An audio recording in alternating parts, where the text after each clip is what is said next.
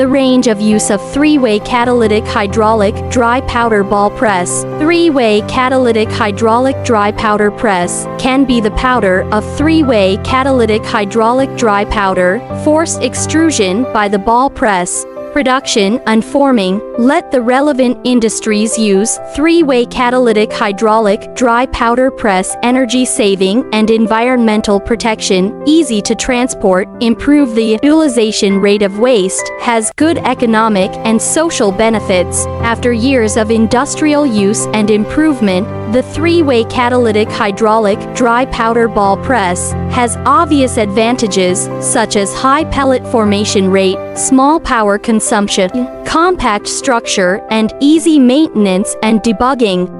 The three-way catalytic hydraulic dry powder ball press is widely used in resistant materials, power plants, metallurgy, chemical industry, energy, transportation, heating, and other industries. The three-way catalytic hydraulic dry powder ball press is composed of three parts, which are the feeding part, the main transmission system, the forming part, the main host part of the ball press. The core part is the roll.